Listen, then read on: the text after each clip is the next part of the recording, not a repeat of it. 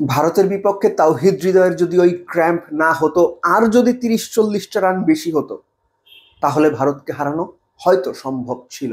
আমি না, তাওহিদ হৃদয় বলেছেন, তিনি নিজে এটা বিশ্বাস করেন।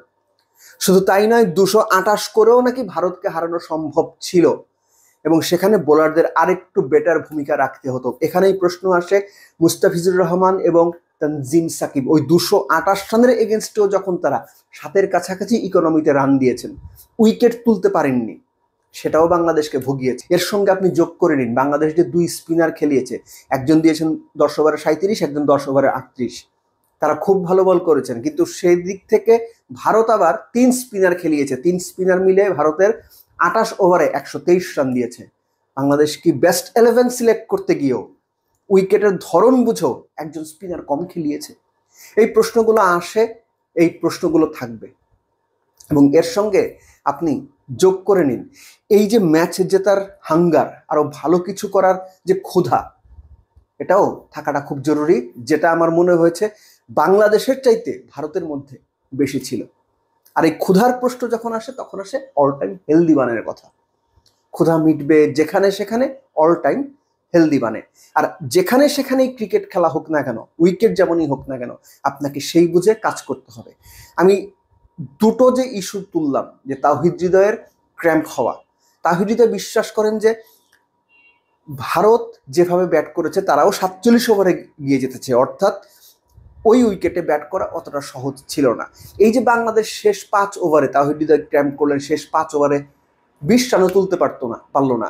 যদি সেখানে তাওহিদ হৃদয় একটু সুস্থ থাকতেন, যদি সেখানে 40টা রান হতো, বাংলাদেশ যদি 260-70 রান করতো, তাহলে কি হতো? হয়তো ভারতকে চেপে ধরা সম্ভব হতো, এবং সেখানে বোলারদের আরেকটু বেটার রোল প্লে করতে হতো, নতুন বলে উইকেট তুলতে হতো। ওই 7-এর মতো ইকোনমি দিয়ে মুস্তাফিজ আর সাকিব যা করেছেন, ওটা করে কাজ হতো না। তাওহিদের ক্যাম্প থেকে আসে ফিটনেসের প্রশ্ন। একটা ব্যাপার খেয়াল করে দেখেন, যে তাওহিদ হৃদয় যে ওয়েদারে খেলেছেন, যে কন্ডিশনে খেলেছেন, শুভমান গিলও সেই কন্ডিশনে খেলেছেন। তার ওই 100 নট আউটের ইনিংসে কোনোখানে কি আপনার মনে হয়েছে তার ফিটনেসে ঘাটতি আছে, ফিটনেস দিয়ে সমস্যা হচ্ছে? তাহলে আমাদের তাওহিদ হৃদয়দের এই সমস্যাটা কেন হয়? এটা আমার প্রশ্ন। আমি জানি না এটা কেন হয়।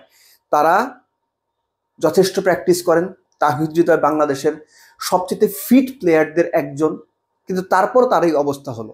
এটা কি ডায়েটের কারণে, ওয়েদারের কারণে, অ্যাডজাস্টমেন্টের কারণে, নাকি টপ লেভেল ক্রিকেটারদের চাইতে বা টপ ক্রিকেট প্লেইং কান্ট্রিগুলোর ক্রিকেটারদের চাইতে আমাদের দেশের ক্রিকেটারদের ফিটনেস লেভেল পেছনের দিকে বা নিচুর দিকে? এই ব্যাপারটা বোধহয় একটু ভাবনার খোরাক রাখে।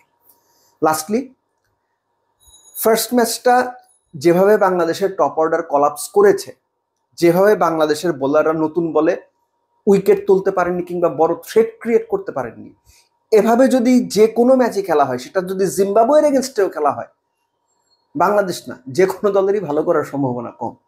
কেননা টপ অর্ডার কলাপস করবে, আপনি নতুন বলে বা স্ট্রাইক বোলাররা উইকেট পাবে না, ওই ম্যাচ আপনি কিভাবে জিতবেন? বাংলাদেশ যে ভারতকে 47 ওভার পর্যন্ত 228 চেস করাতে গিয়ে টেনে নিয়ে গেছে, সেটাই অনেক। হ্যাঁ, অবশ্যই উইকেটের সাপোর্ট ছিল, এবং ওই উইকেটের সাপোর্ট চিন্তা করে বাংলাদেশ হয়তো আরো একজন এক্সট্রা স্পিনার যদি খেলাতো, তাহলে আরেকটু বেশি চাপ হয়তো ভারতকে দেওয়া যেত।